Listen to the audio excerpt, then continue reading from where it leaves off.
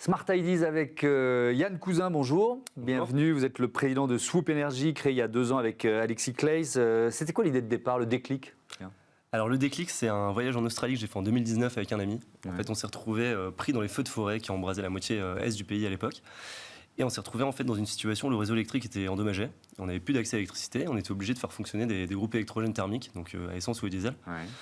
Et on a trouvé ça un peu paradoxal. L'idée de continuer à émettre du CO2 alors qu'on est justement face à une situation climatique qui a été engendrée justement par les émissions. Ouais. Et du coup, l'idée, c'était de trouver une alternative écologique à ce produit. Et en fait, en rentrant en France, en me renseignant un peu sur ce qui se faisait sur la nouvelle mobilité, les énergies renouvelables, etc., je suis arrivé au constat qu'en fait, on pouvait réutiliser les batteries de véhicules électriques et leur donner une seconde vie. Alors, pourquoi pas associer justement cette recherche d'alternatives pour le groupe électrogène et cette idée de donner une seconde vie aux batteries. Et donc, vous créez des valises énergétiques, c'est ça, hein, ça s'appelle Eco 5, cette valise. À quoi elle ressemble et puis quelle est l'innovation en quelque sorte? Tout à fait. Alors, nous, on crée des stations d'énergie mobiles, zéro émission et totalement silencieuses, donc pour remplacer les groupes électrogènes polluants et bruyants. En fait, ces valises d'énergie, elles intègrent une batterie. La différence avec nos concurrents, c'est que ce n'est pas une batterie neuve, c'est une batterie de seconde vie qui provient de l'automobile. Et du coup, en fait, l'idée, c'est de pouvoir avoir un produit qui associe haute performance parce qu'on a une batterie qui provient de l'automobile, mais aussi très faible bilan carbone parce qu'on a une batterie qui, elle, est issue du réemploi. Donc l'idée, voilà, c'est de pouvoir combiner un peu ces deux mondes-là.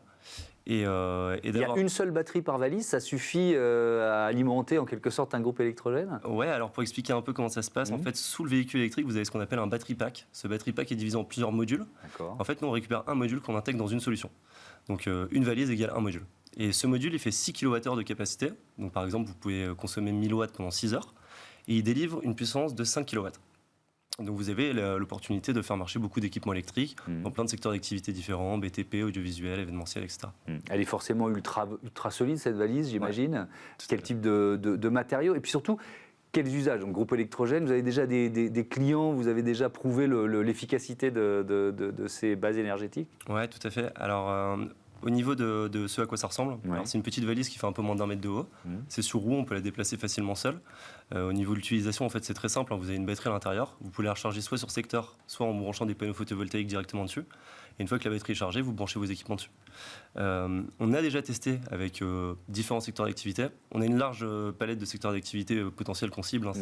C'est BTP, audiovisuel, événementiel, mais aussi tout ce qui est collectivité, services publics, ou encore ce qu'on appelle les situations de crise, quand on a justement le réseau électrique qui est endommagé, justement pour revenir un peu à l'histoire de tout à l'heure, où là on va viser tout ce qui est ONG et tout ce qui est organisme de secours, etc.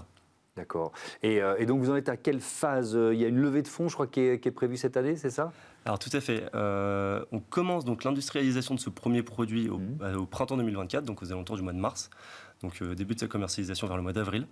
Et on a une levée de fonds qui est prévue pour le deuxième semestre de 2024. Avec des partenaires qui seront notamment des partenaires locaux. Vous êtes basé dans les Hauts-de-France, c'est ça? Tout à fait, ouais. On est basé dans les Hauts-de-France. On avait en fait comme conviction de pouvoir produire localement en plus de la conception. Donc on a créé un partenariat avec un industriel local et pour pouvoir justement produire en volume dès l'amorçage de l'activité et pouvoir aussi profiter de l'expertise de cet industriel. Et aussi, c'est intéressant de le faire parce que dans notre écosystème local, finalement, en fait, les Hauts-de-France, c'est vraiment une région qui bouge beaucoup au niveau des batteries.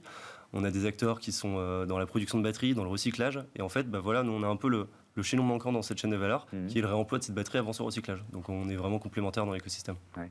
Merci beaucoup. Merci Yann Cousin d'être venu nous présenter Swoop Energy. À bientôt sur Bismart. Restez en place. Je vais juste remercier les équipes de Bismart de m'accompagner dans la préparation et la production de cette émission. Et je vous dis à très vite pour un nouveau numéro de Smart Impact. Restez avec nous sur la chaîne des Audacieuses et les Audacieux. Salut!